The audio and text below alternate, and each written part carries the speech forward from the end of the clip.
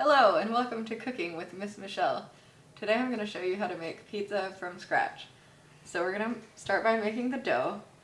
For the dough you'll need flour, instant yeast, a tablespoon of sugar, some salt, and water that is warm but not hot. So I'm going to start by putting my yeast in the warm water. You always want to put it in warm water to kind of activate it. But you never want to use hot water because that can actually kill the yeast. And you don't want to do that because that's what's going to make your dough rise. So I'm going to put that in there. And I just washed my hands. Don't forget, wash your hands before you start any cooking project. So I'm going to need 3.5 cups of flour. I am using bread flour because that is the only flour I could find at the store. Luckily it says it's good for pizza crust. I normally just use all-purpose flour and it works fine, so any flour should be okay. So I'm going to do 3.5 cups. And I want to make sure it's even on top.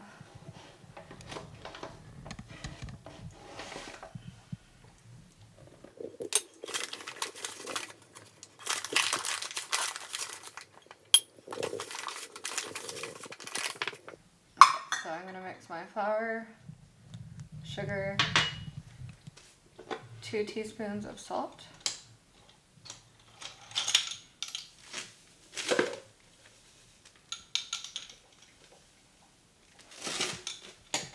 and then I'm going to stir my dry ingredients together so that gets mixed in really well before I add the water.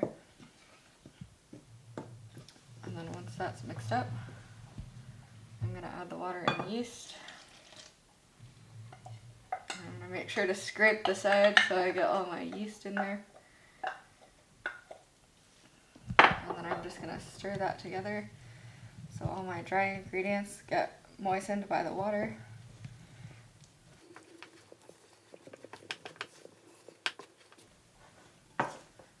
I'll probably have to stir it really well.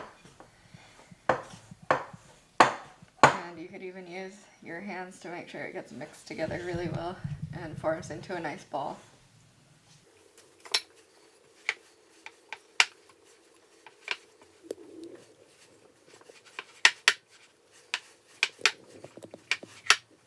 And this is not sticking together very well, so I'm just going to add a tiny bit more water.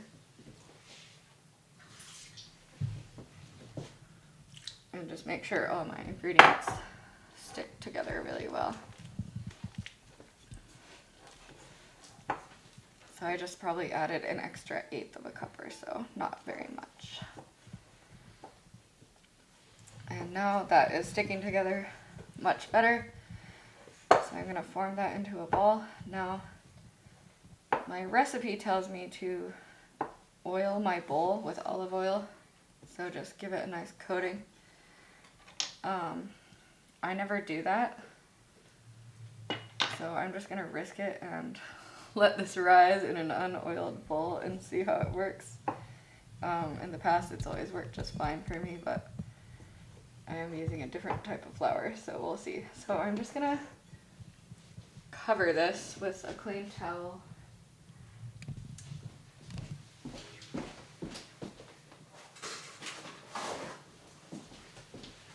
And I'm going to let this rise for about an hour. While I wait for this to rise, I can start getting my other ingredients ready. So I'm going to need some sauce. So you can use tomato sauce or any other sauce that you like, pesto sauce. You could just use olive oil and garlic, cream sauce, or anything else you might think of. There's no rules for pizza. You can put pretty much whatever you want on it. So you could do just pepperoni, tomatoes, mushrooms, or you could be a little bit more creative and try things like broccoli or asparagus. Anything will work pretty much. So if you have like leftover cooked chicken that you want to use, or corn, just as creative as you want, as long as it'll fit on a pizza, you can try it. So I'm going to let my dough rise and then I'll come back in a little while and check on it. Okay, so I'm waiting for my dough to rise, so while I do that, I can start getting some of my other toppings ready. One thing I didn't mention is that if you can't find flour or yeast right now, or if you don't feel like making your own dough, you can get pre-made pizza dough at most grocery stores, and they also have some gluten-free options out there in case you need gluten-free. I just think it's more fun to make my own dough, but it is very hard to find yeast right now, so I just happen to have a couple packets lying around, but when those are gone, I don't know if I'll be able to get any more. So I'm gonna grate my cheese.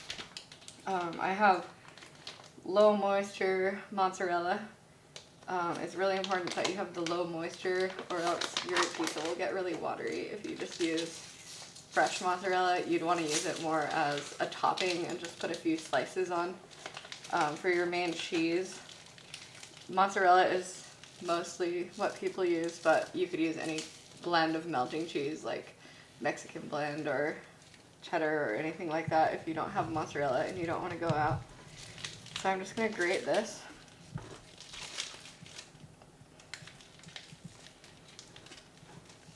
And you can get the pre-grated stuff, but I think the whole process is fun if you're making your own pizza, to make the dough and grate the cheese and everything like that. But if you want to do it quicker, you definitely can. My dad always used to make pizza when I was a kid, and he always had the pre-made dough and it tasted just fine.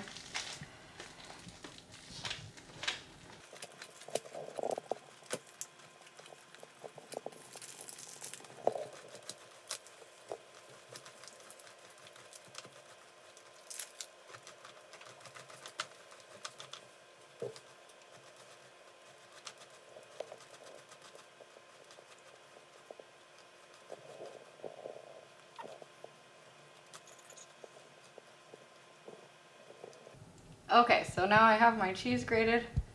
I'm just gonna set this aside. I'll put it in a bowl. And that might be a little bit more than I need, but I can always save the rest for another project.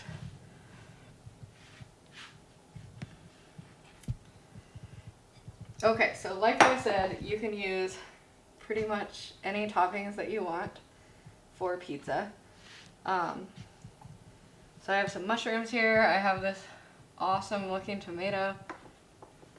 I have some goat cheese. So I'm just gonna start slicing these up.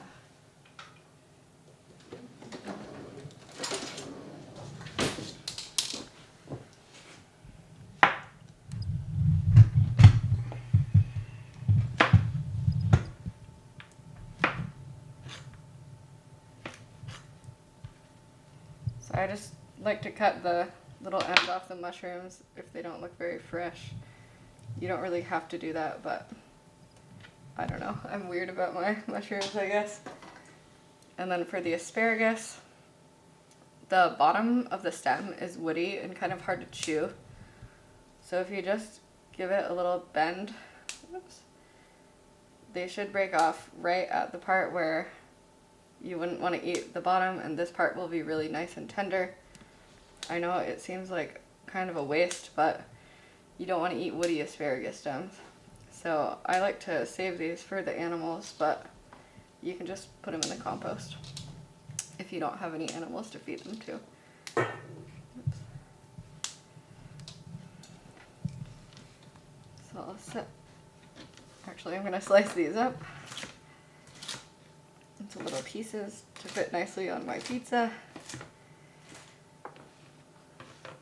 I'm going to slice up these mushrooms kind of thin. So it's fun to be creative with pizza. I just discovered a new pizza place not too long ago, and they have a really good one called the Golden Buddha, and it has roasted golden beets, kale, and really good fresh goat cheese. It's super good. They have another one that uses roasted sweet potatoes and spinach and some other really good stuff. And then they even have one that has strawberries, blackberries, and basil. So you can be as creative as you want.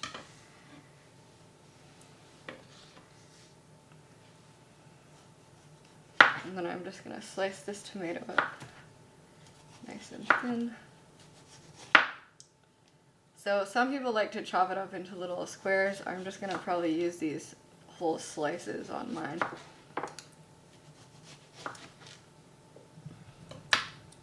So I'm gonna get some little bowls and set these to the side.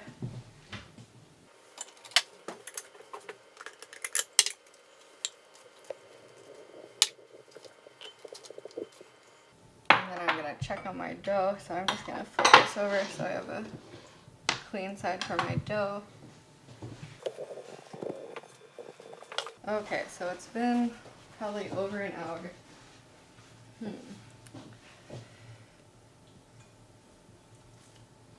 This looks pretty good. It doesn't look like it rose too much, but it smells awesome. And it looks like it's gonna work out just fine. So, maybe I didn't get my yeast wet enough when I had it in the water. Maybe I should have left it in a little bit more, but this looks just great. So, you could either put this on a big pizza pan and make a really big pizza for everyone to share, like a regular pizza. Or it's kind of fun to cut it up and have everyone make their own little pizza.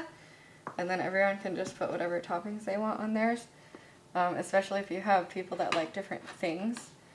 It's also just kind of fun family time if you all have your own little pizza and everyone gets to roll out their dough and put their toppings on. It's a great way for everyone to come together in the kitchen. So I'm just going to divide this up. And I'll probably need to, oh, I have some asparagus on there. I'll probably need to put some flour on here because it looks pretty sticky.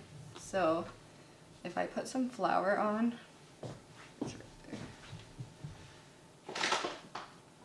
it's gonna help my dough not stick to the board. So I'm just gonna sprinkle a really light dusting on there. And then I can roll this out with my rolling pin. So you can also sprinkle some flour on top to help it not stick. I have this nice marble rolling pin. So, oh, no, it's gonna stick, so I will need some. I thought it might not stick.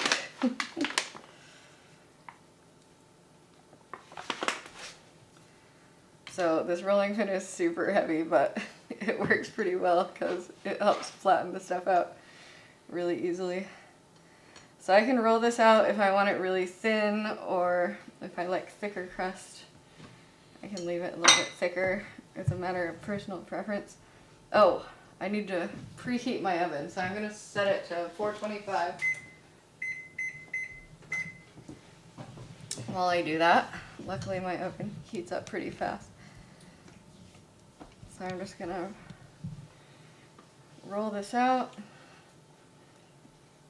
And this doesn't look too round, but I can make it into a little heart if I want a different kind of shape.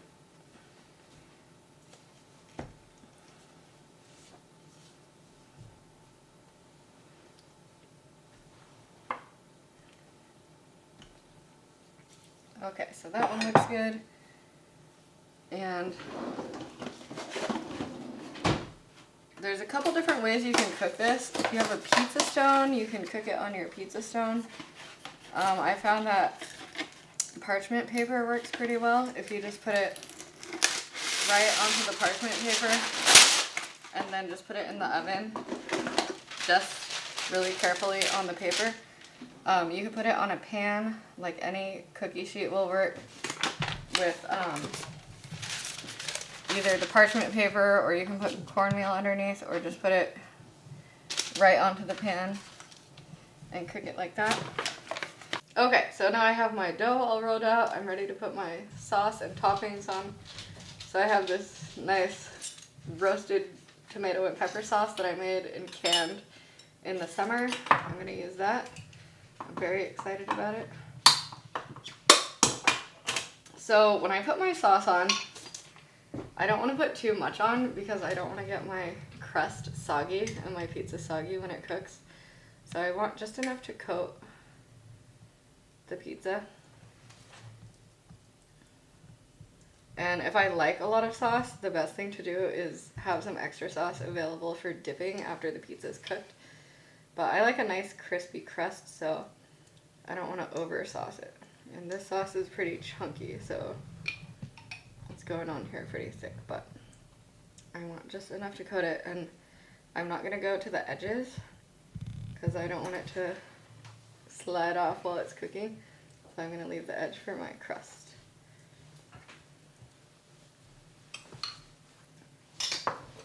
Okay, so now I'm going to do my cheese.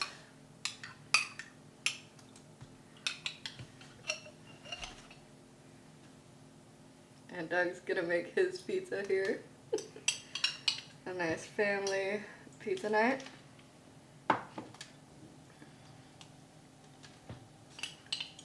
So same thing, I just want enough cheese to cover my sauce.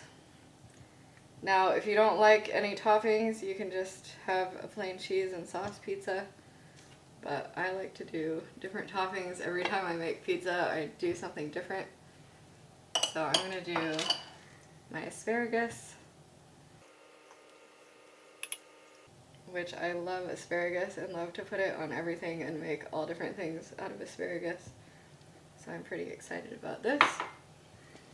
I'm going to put some tomato slices on here.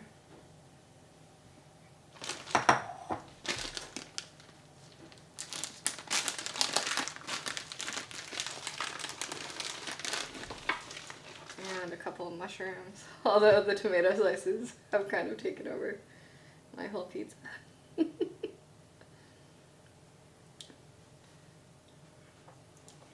And then I have some really good goat cheese that I'm going to use. Goat cheese goes great with asparagus, and it goes great on pizza with just about anything. Okay, so these pizzas are almost ready to go in the oven. I'm just going to do one last thing before I put them in. I'm going to brush the edges with some olive oil. If you skip this step, it's fine, but it just gives it a little extra yumminess and helps your crust not dry out while it's in the oven.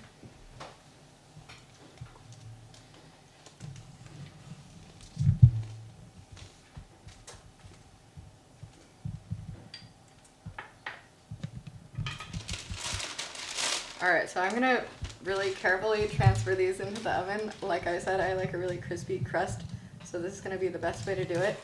If you like a softer crust, or if you don't want to try to get this in without dropping it, you can just put it on a pan to be safe.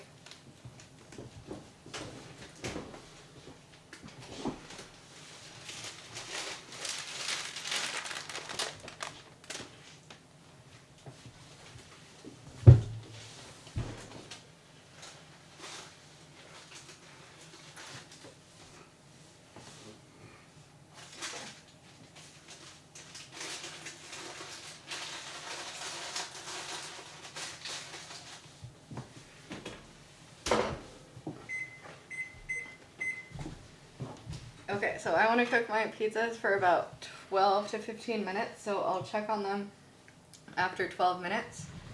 And while I'm waiting, I'm going to get some fresh basil ready to go on. You could put this on before you cook it, but I like to put it on right when it comes out of the oven so it's nice and fresh. And I have these really cool herb cutting scissors. You can get these at Bed Bath & Beyond. They have them on Amazon or at any other cool kitchen stores. They're basically like 5 pairs of scissors put together, so you can slice herbs really thin. I love them. I would highly recommend them.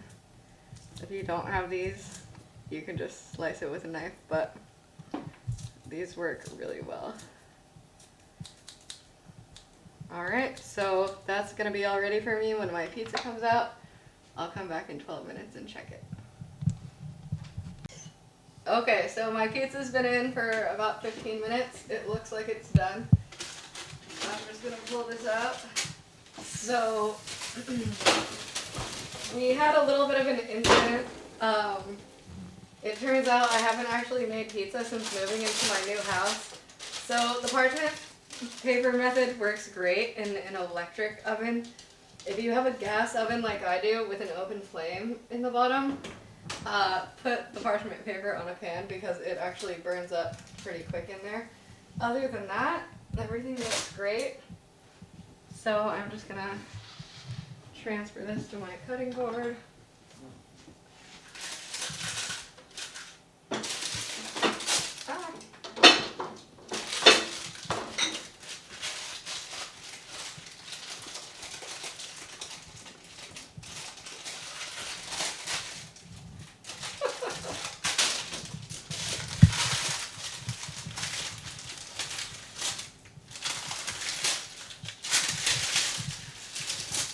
Alright, I'm gonna make a giant mess in my kitchen, but cooking is messy and it is worth it. And you can actually compost parchment paper, so I'll make sure to do that. Alright, so I'm just gonna put my fresh basil on. If you want to put anything like balsamic drizzle or anything, now would be a good time. And then I can just cut this up and eat it. So I hope you like this video. I hope you don't catch anything on fire in your oven. Happy pizza making, and I encourage you to try a new topping that you haven't tried before.